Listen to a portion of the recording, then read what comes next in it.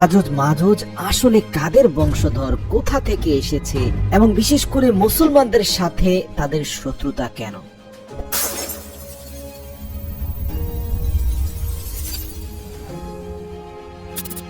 আর কিয়ামতের অন্যতম নিদর্শন ইয়াজুজ মাজুজ, তারা যখন প্রাচীর ভেঙে পৃথিবীতে আসতে পারবে, তারা পৃথিবীর সকল নদীর মিঠা পানি 2 দিনে খেয়ে শেষ করে ফেলবে।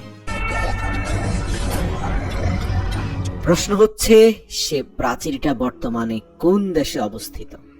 জেনে অবাক হবেন, খুব সাম্প্রতিক কিছু সায়েন্টিস্ট সে প্রাচীরের সন্ধান পেয়েছেন। প্রিয় দর্শক, বাদশাহ জুলকারনাইন, যিনি ছিলেন পুরো বিশ্বের বাদশাহ, সম্মানের চোখে পৃথিবীর প্রত্যেকটা ধর্মের মানুষ এ বাদশাকে আজও স্মরণ করে।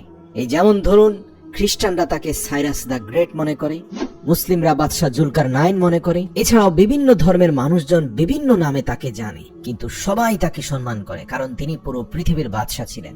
পবিত্র কোরআন থেকে জানা যায়, একবার তিনি লম্বা একটি সফরে গেলেন এবং তিনি এমন একটি স্থানে গেলেন যেখানে একটি পাহাড়ি ঝর্ণা পড়ছে, তার অপরদিকে সমুদ্র, এবং তিনি দেখতে পেলেন লাল টুকটুকে সূর্য সমুদ্রের পানির নিচে ডুবে যাচ্ছে, মানে সূর্য অস্ত যাচ্ছে।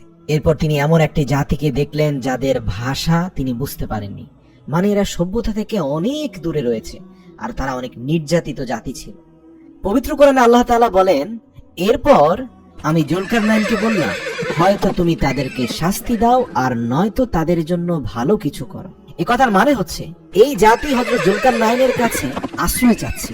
এখন জুলকারনাইন যদি তাদেরকে আশ্রয় না দিয়ে চলে যায়, তাহলে কিন্তু তাদেরকে শাস্তি দেওয়ার মতো ব্যাপার। আর যদি জুলকারনাইন তার যেই সহজাত প্রবৃত্তি, যেমন আচরণ তিনি অন্য মানুষদের সাথে করেন, অর্থাৎ তিনি অত্যন্ত ন্যায়পরায়ণ, কোমল হৃদয়ের মানুষ ছিলেন, কষ্ট এবং অসহায় মানুষদের দেখে তিনি কখনো চোখ সরিয়ে নিতে পারতেন না। তো আল্লাহ পাকের মর্জি, সেই জাতির প্রতি হযরত জুলকারনাইনের অন্তরে আবারও রহম হলো।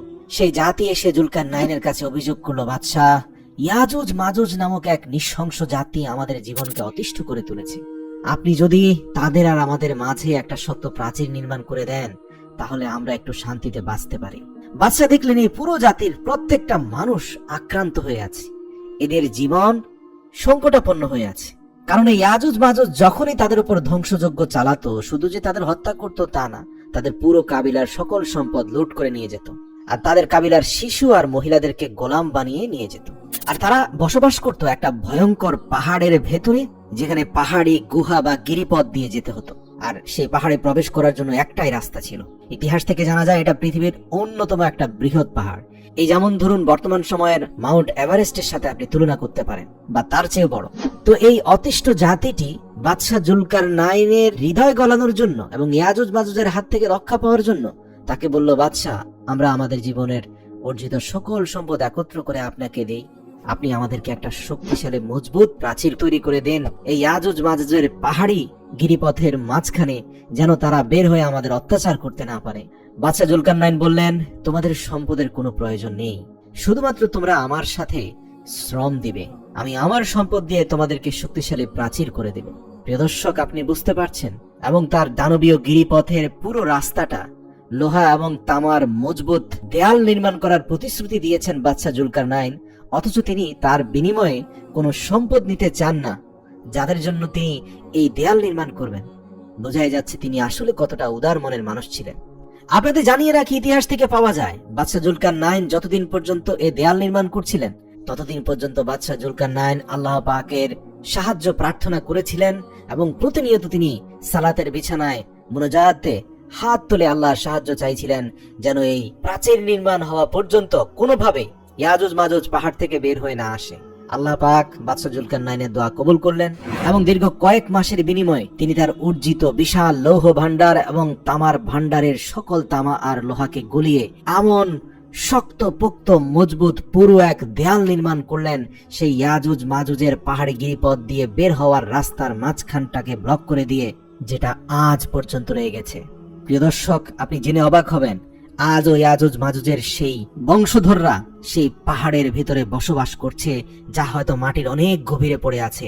সূর্যের আলোবিহীন এরা এখনো সেখানে বেঁচে আছে, এমনও তাদের নিজেদের শক্তি সামর্থ্য জোগাড় করছে, এবং প্রতিদিন এই প্রাচীর তারা তাদের নখ দিয়ে অর্ধেকটা পর্যন্ত খুইয়ে ফেলে, আর যাওয়ার সময় বলে, আমরা বাকিটা আগামী দিন শেষ করব। কিন্তু তারা ইনশাআল্লাহ বলে না বলে পরের দিন এসে যখনই সে প্রাচীর ভাঙতে যায়, দেখে যে তা আবার পুরনো অবস্থায় চলে গিয়েছে।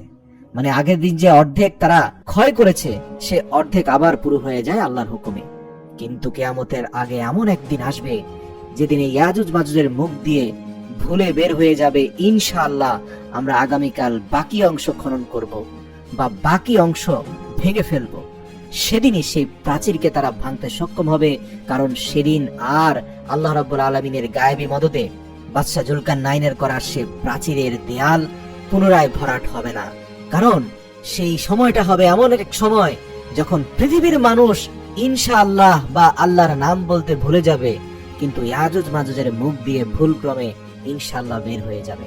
আর যার দরুন সেই প্রাচীর ভেঙে ইয়াজুজ মাজুজ পৃথিবীতে এসে 2 দিনে পৃথিবীর সকল মিঠা পানি খেয়ে ফেলবে। প্রিয় দর্শক, আপনাদের জানিয়ে রাখি যে রাশিয়ান মুসলিমদের একটি দল দীর্ঘ 40 বছর ধরে বিভিন্ন ঐতিহাসিক তথ্য উপাত্তের উপর ভিত্তি করে ইয়াজুজ মাজুজের সেই পাহাড়ের সন্ধান করে চলেছে।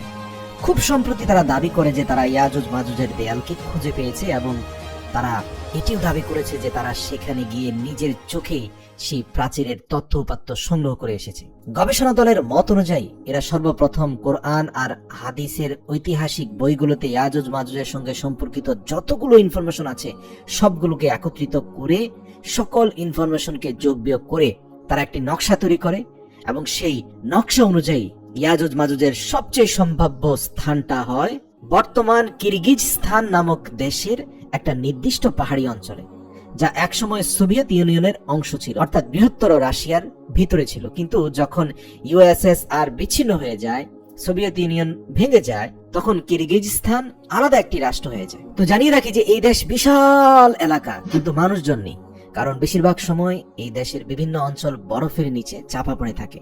তো তাদের গবেষণা দলে এশিয়ান অনেক মানুষ ছিলেন, এবং সবাই মিলে 4 মাসের দীর্ঘ পথ ভ্রমণ করে বরফ ঝড়ের দুর্যোগপূর্ণ আবহাওয়া ছেদ করে তারা নির্ধারিত স্থানে গিয়ে পৌঁছান।